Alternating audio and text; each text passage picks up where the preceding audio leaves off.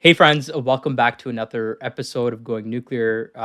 Today's episode is a really special episode where we have President and CEO of the World Nuclear Association, Dr. Sama Bilbao y Leon. So Sama, welcome.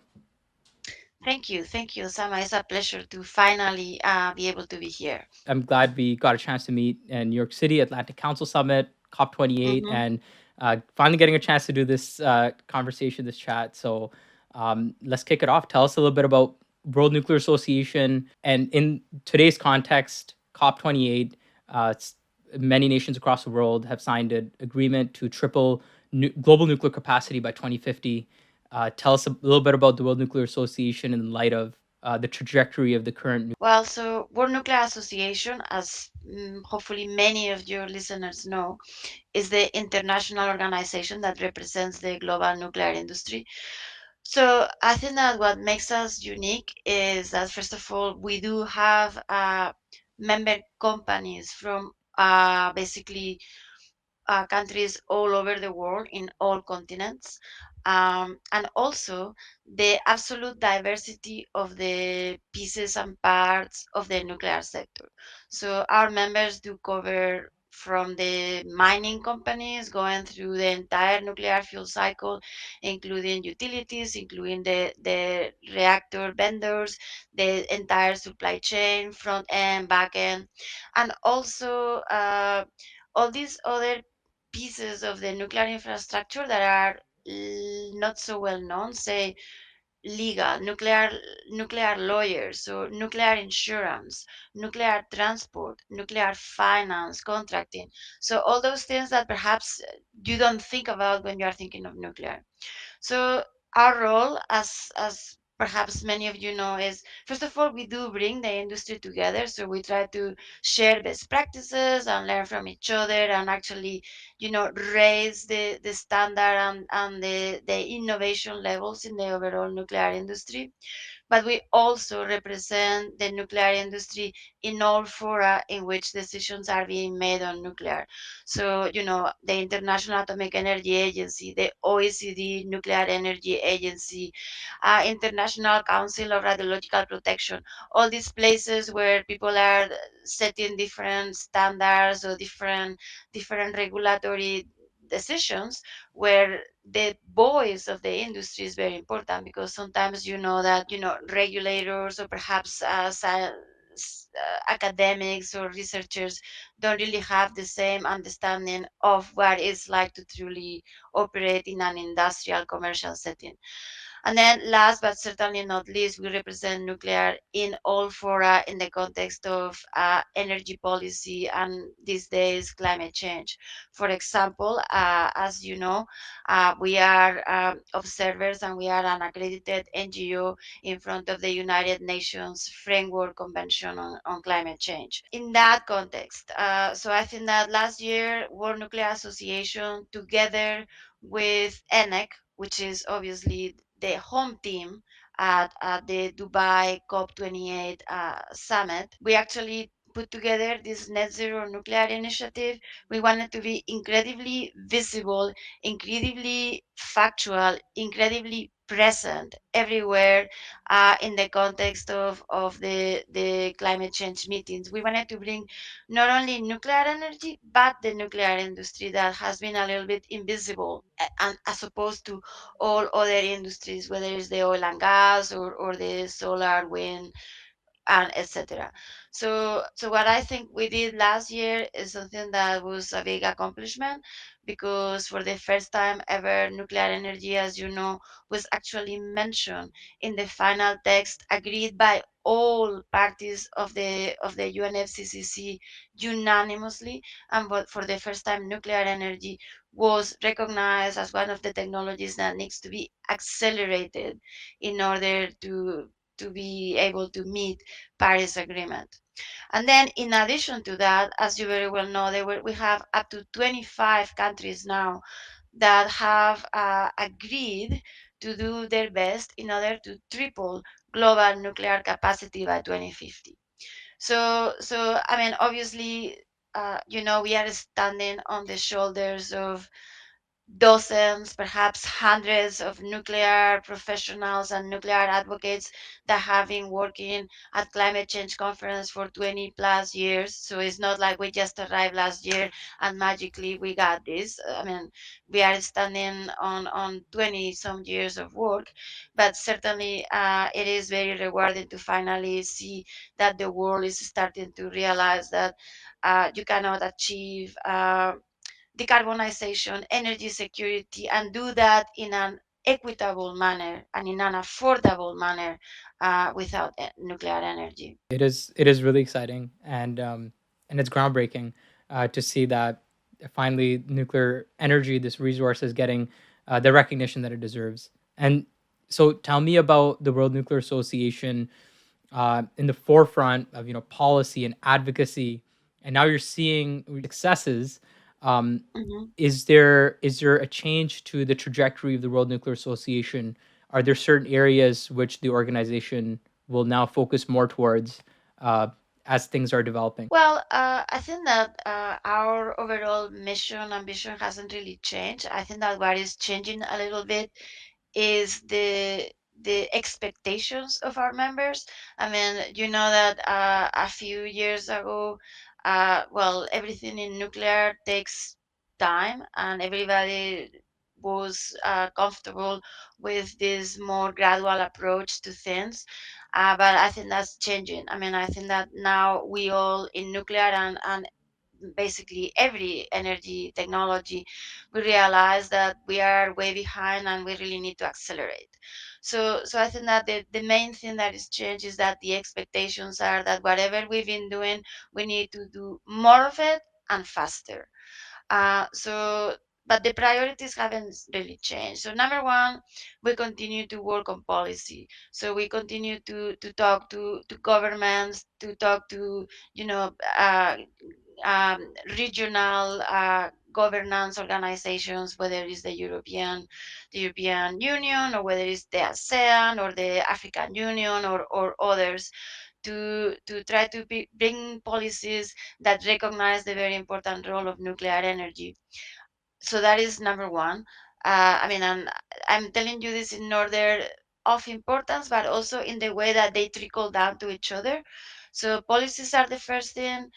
Market designs are closely behind. I mean, we really need to set uh, the right schemes so that those that are producing energy and electricity can be rewarded or paid really for what they produce.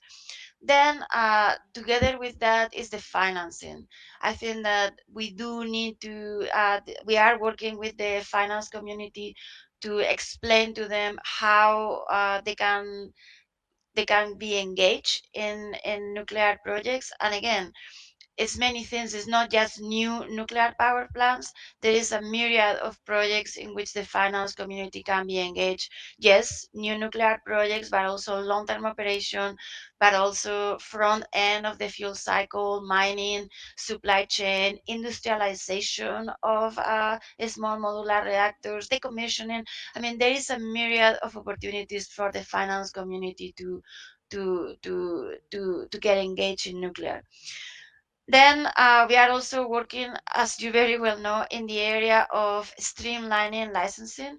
So we are working with the regulators and governments, and of course the nuclear community, the nuclear industry, to make sure that we can put together streamlined frameworks so that we can actually have a standard reactor designs that can be easily deployed in different jurisdictions in a relatively affordable and easy and timely manner.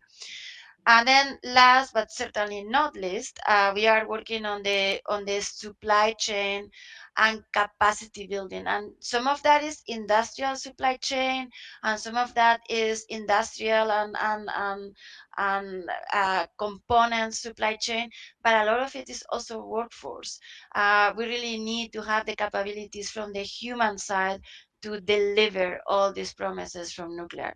So I mean, and none of these are new. I mean, and if you think about what everybody is doing and we have been doing, is essentially more or less those five things. You can emphasize one or the other more.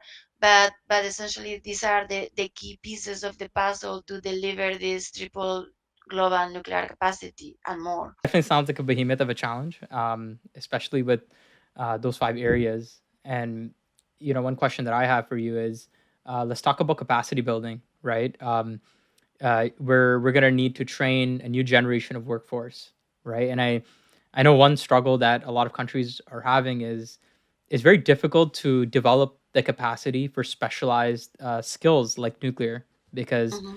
not everyone that graduates from an engineering program is a nuclear engineer, right? So Right.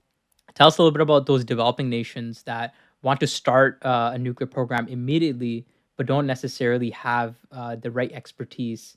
What type of guidance are you giving these countries for launching a nuclear energy program? Well, I mean, I did actually do this in Virginia. This is one of the things that I did in a previous life. We actually created a new nuclear engineering program from scratch in Virginia because there wasn't one.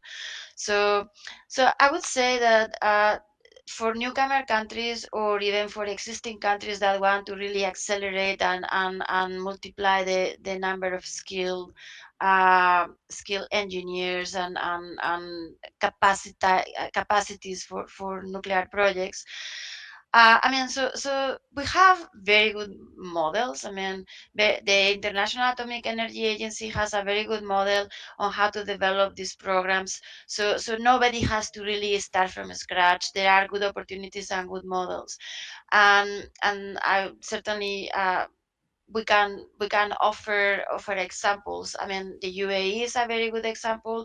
What we did in Virginia is a very good example.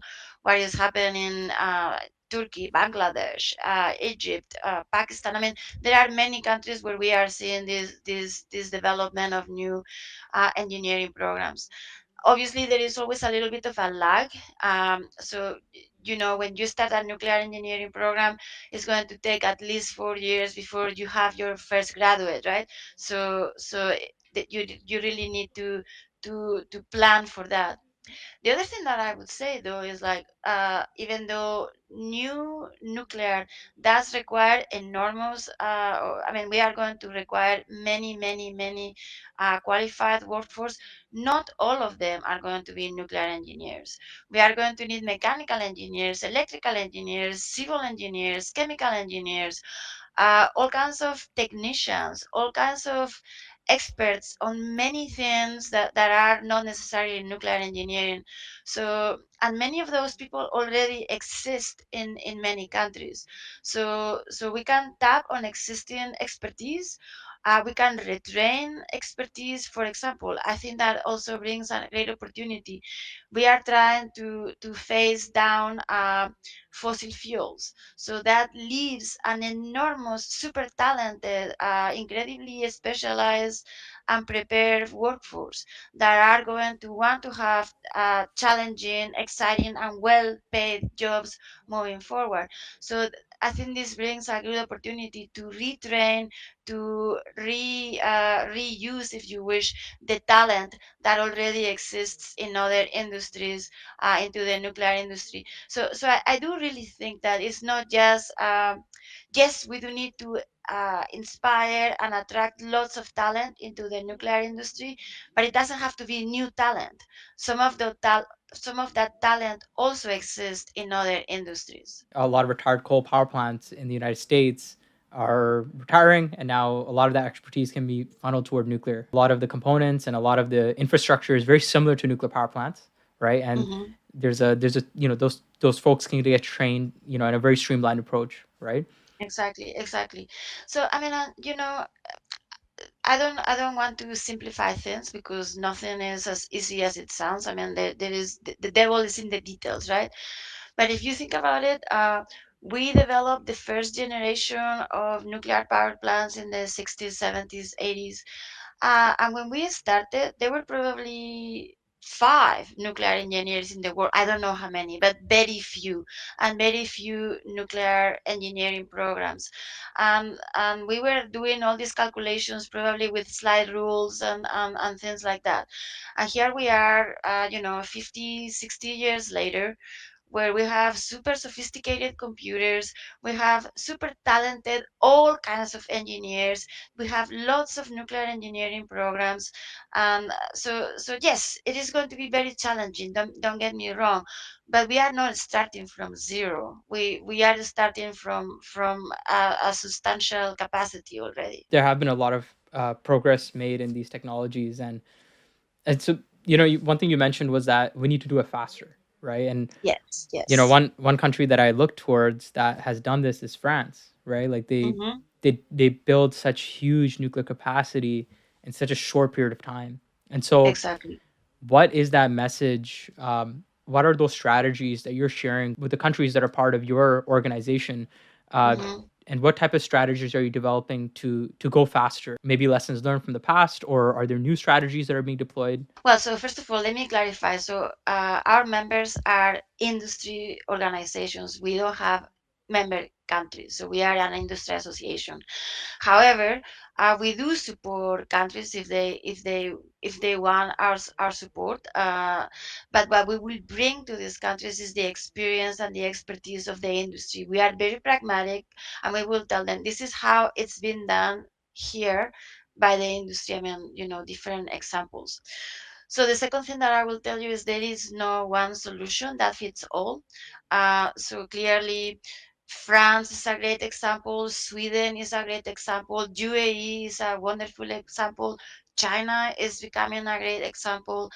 US, Canada. I mean, there is fabulous examples. I mean, South Korea, another wonderful example.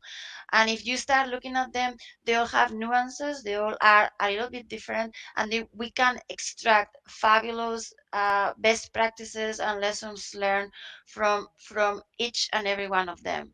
So what we are doing with countries that are asking for our support, that are interested in complement. I mean, as you know, the International Atomic Energy Agency does provide this milestones approach that help newcomer countries to develop their infrastructure. So we complement the efforts of the IAEA by bringing pragmatism and realism, and this is how it's done with the industry support. Um, and we provide all these ideas, and different countries will use better fits their needs. But one thing that I would probably say that is common to most of these programs is the long-term plan and the long-term vision. I think that in general it's important to consider nuclear energy in general, all energy technologies, not just nuclear, but okay, nuclear perhaps in particular, as an infrastructure project.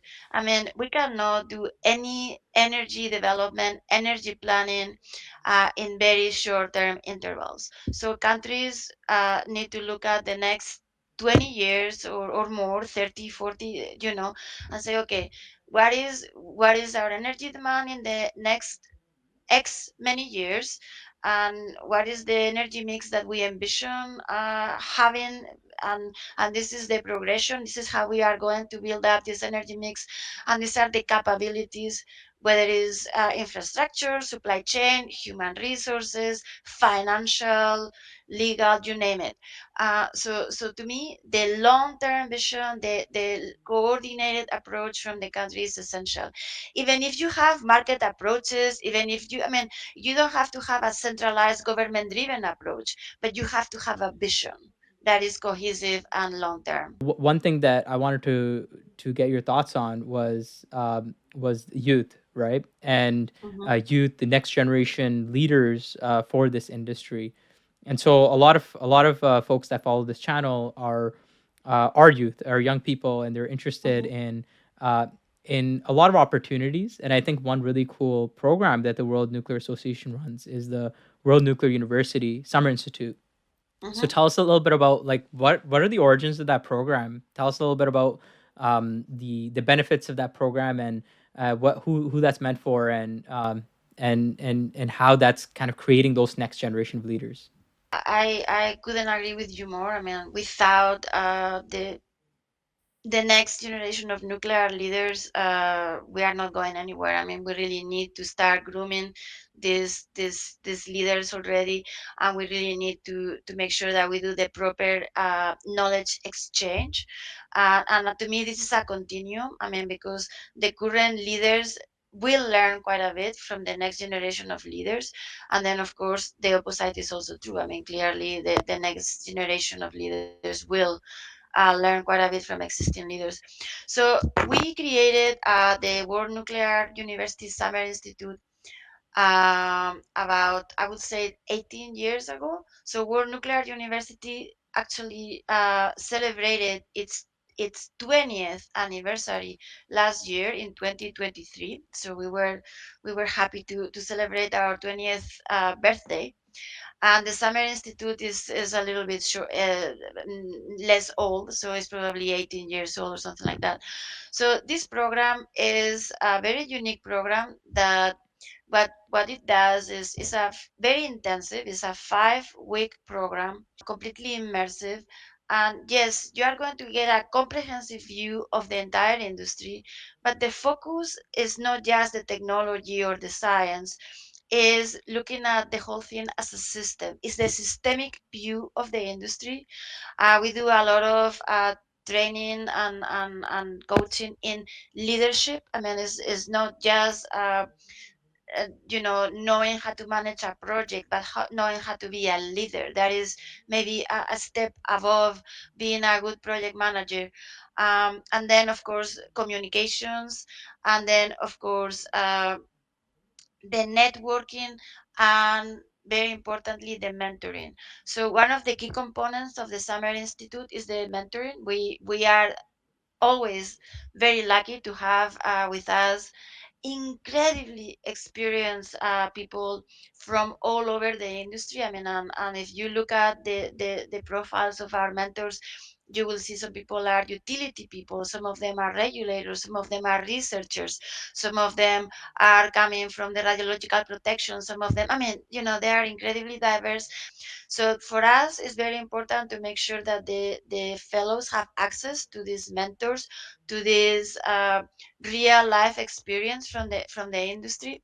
But also, we are keen to create this network among the fellows themselves.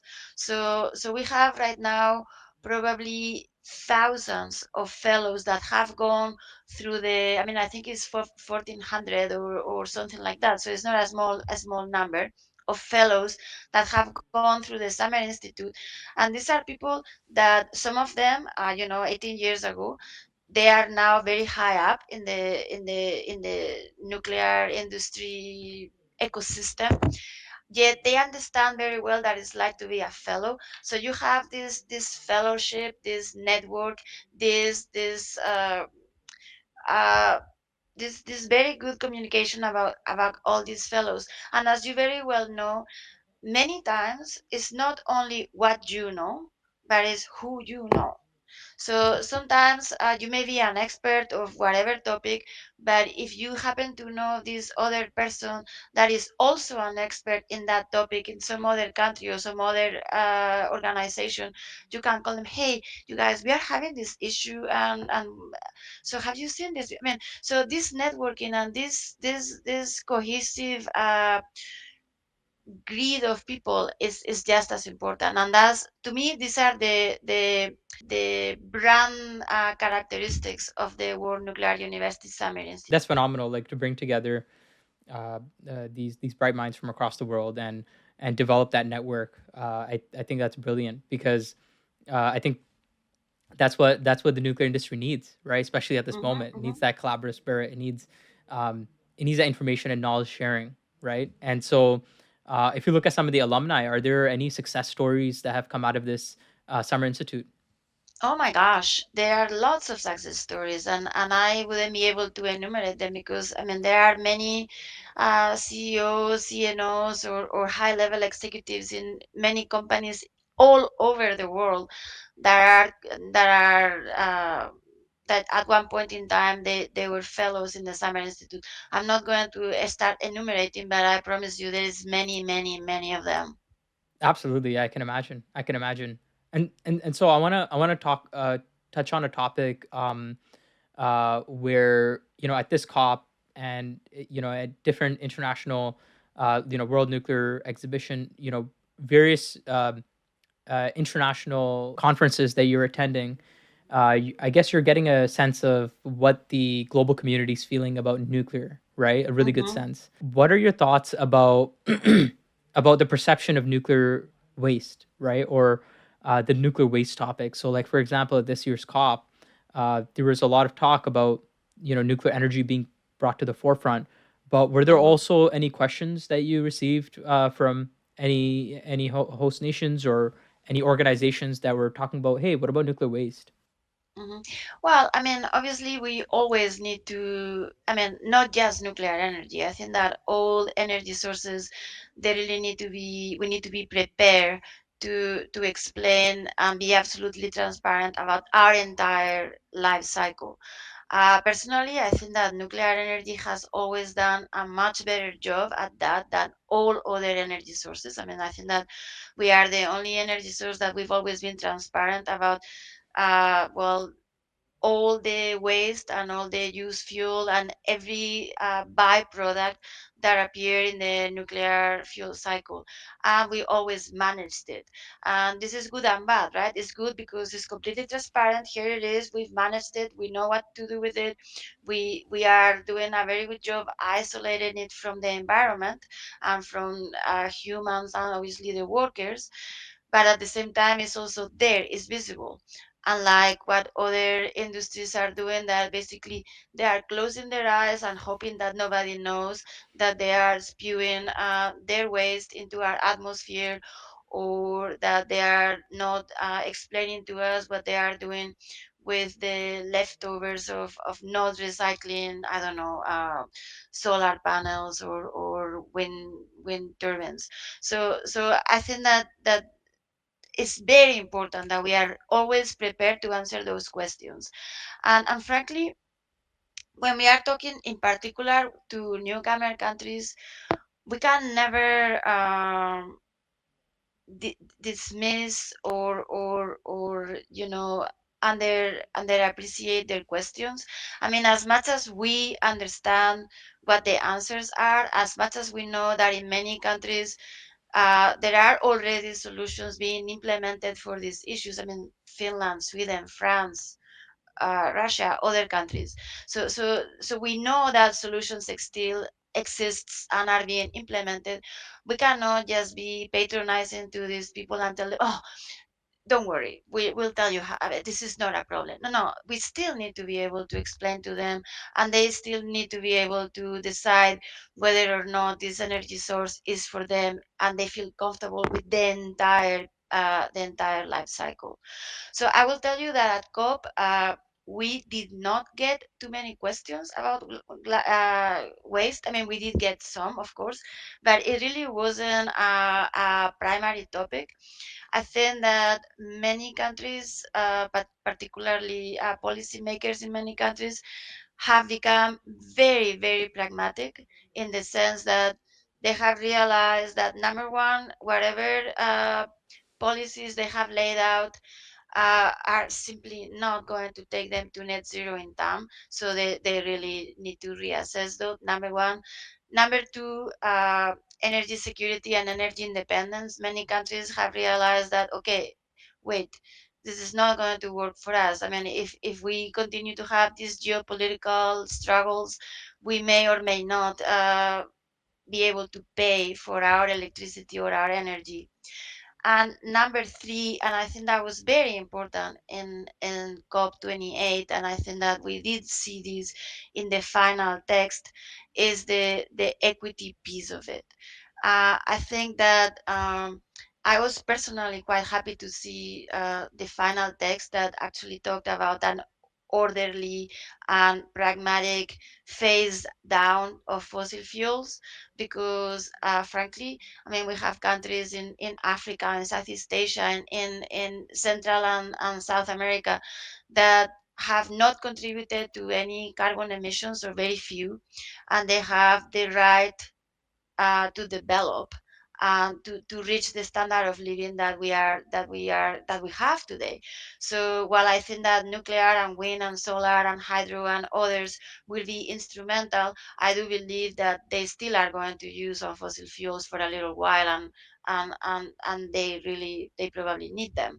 So I think that those are the questions that are coming in people's minds, and people are becoming much more pragmatic. It's great to know that there's that sense of pragmatism because that's needed now more than ever, right? Like Yeah. this climate crisis is being felt right now with weather events, you know, changes in global changes in weather patterns and so many, you know, additional issues.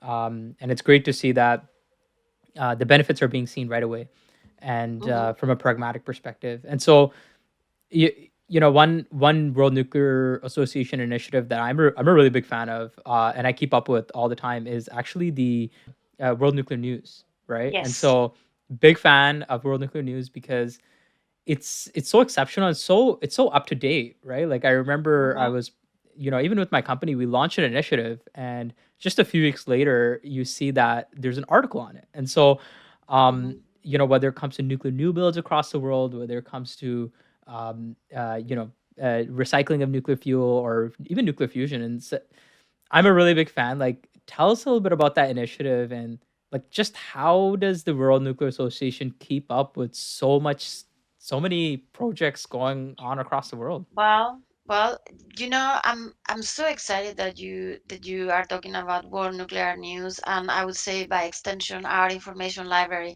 So we really are super proud that we provide the most up to date factual information about anything and everything nuclear. So we have on the one side World Nuclear News, which you have mentioned. We have actually only three journalists are the ones that are doing that work. So there are supermen and superwomen that are doing that work. And I mean, let me just say, before I came to World Nuclear Association for many years, um, I just absolutely depended and depend on what they do. So I will pass the kudos to them. I will let them know that you and hopefully others appreciate that. And then on the other hand, we also have the information library that I think you are familiar with also, where we have in our website, I would say, the most up to date and most comprehensive database of information about anything and everything nuclear energy, nuclear science and technology, all the countries in the world that are using or considering to use nuclear, etc., etc. And once again, I mean, we have a team of two people that are always maintaining this database and the reactor database. And then finally, we do have working groups, and our working groups bring the industry together. And in many of these working groups, we gather data, and we gather factual information about what is actually happening in the industry. And those data, which are industry supplied, are also incorporated into all our publications or our databases or whatever. So no, thank you for appreciating that, because we are incredibly proud of the work that these colleagues are doing to be able to provide factual information about nuclear at any point in time. Yeah, it's my pleasure, and I think the whole global nuclear industries and even those in like high school and university. I remember just doing research on small modular reactors or molten salt Hmm. reactors and come across your information library, and I'm like, wow, like this is not only has incredible information that's factual, but also the fact that it's up to date, right? Like you can Yeah. trace the vendors that are doing some of the cutting edge work, the research that's ongoing and being deployed currently. So yeah, like I'm surprised that only two people are maintaining that database. Like I can't even begin to imagine how much Yeah, effort goes they into are that. supermen, obviously, the two of them. I will pass the info to them that their work is appreciated. Yeah, it's my pleasure. And so tell me a bit about your the intentions behind this database and even the World Nuclear News. Like people like myself, like we've fanatics of nuclear power. We love nuclear power. Mhm. But what is the intention? Is it just as a resource for the world, or is there an underlying intention for it to be a dedicated resource for subject matter experts? Well, it's both, right? So it is provided as a resource for the world. This is why they are in the web. They are free of charge. They are available to anybody that is interested in them. So that is one big goal. But the second, I mean, is to make nuclear energy accessible. Is I mean, because as you know, sometimes in the nuclear community we have not been super transparent, not because we wanted to hide things. It's just because sometimes we didn't feel that people will understand it. So we just kind of summarize things in a very quick way. So we actually are going the opposite ways, like, okay, everything is here, you can go as in depth as you want, or you can just do a quick overview. So that's number one. But number two is, when we talk to policymakers, when we talk to the finance community, when we advocate in front of the public, of the media, or other key stakeholders, or opinion leaders, um, when they ask us about something, we really need to have the information at our fingertips. So at one point in time, perhaps, decades ago, we would rely on other data sources, but ultimately we realize that we rather have our own data source to know that when I tell you this number, or when I give you this fact, or when I refer you to this project, I know because we've done the job that this is what it is. So that's, I think, part of the idea, to be able to have authoritative, factual, always up to date information for those that need it in order to make decisions for policy, for finance, for other things. That's great. That's great. I'm sure in the upcoming years with tripling nuclear capacity, there's gonna be you might need a little bit more help, more Yeah, than two yeah, team yeah. members. Actually, that is part of the one of the key pieces of this net zero nuclear initiative, is actually track these pledges, because unlike all these other pledges that a lot of people are doing, we really that was one of the goals, right? So the net zero nuclear initiative, one of its tasks moving forward is to track every year, this is what we said was going to happen, and this is where we are on this road to tripling, or whatever it is that needs to be. That's great. Yeah, because a lot of promises are made, and sometimes no one's accountable, right, or keeping track of their Exactly, progress. exactly, exactly. So I don't know that we are accountable, because ultimately, unfortunately, we are not going to be the ones building the power plants, or providing the finance, or hiring or training the new workers. But certainly we can work with the industry, and we can, I don't know if push the industry, but certainly encourage the industry to deliver on all the promises that we are making.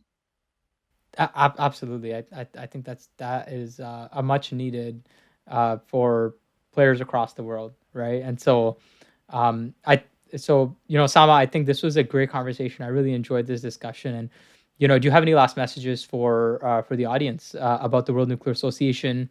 Anything else that you'd like to share? Well, I mean, about the World Nuclear Association, I guess the only thing that I would say is that we are here at your disposal, as I mentioned before, particularly for your younger audiences. Perhaps, I just want to remind them that our information is available to everybody and is free of charge. So please do not hesitate to visit us, and to use our resources. And then in general, for all of you out there that either are in a nuclear career, or you are looking perhaps uh, whether nuclear is a choice for you moving forward, I mean, I would like to encourage you to seriously consider it. I mean, I know that younger generations, I mean, not to say that other generations don't do that, but I think that this is a special treat from you guys, younger people, is that you really feel that is very important to know that your job, your profession, what you are doing every day contributes to the betterment of the world and humanity.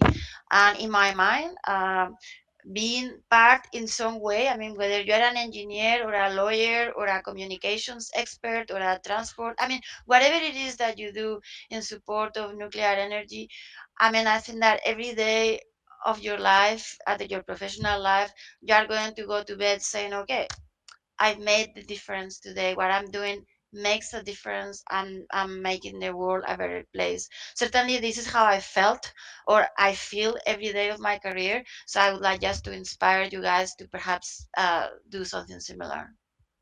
Well, there you have it. I gained a lot of inspiration from this conversation, and I think a great message to end with, right?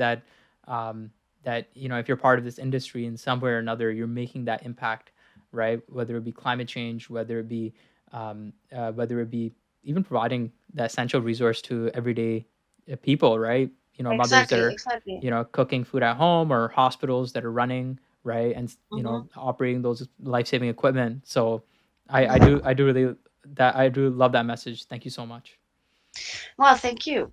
It's a pleasure, and again, good luck to you and all your listeners. I mean, I think that you guys, no pressure, but we have lots of hopes on everything that you and all of you guys, the next generation of leaders, not just nuclear leaders, are doing to make sure that the world and humanity is moving forward in a successful manner.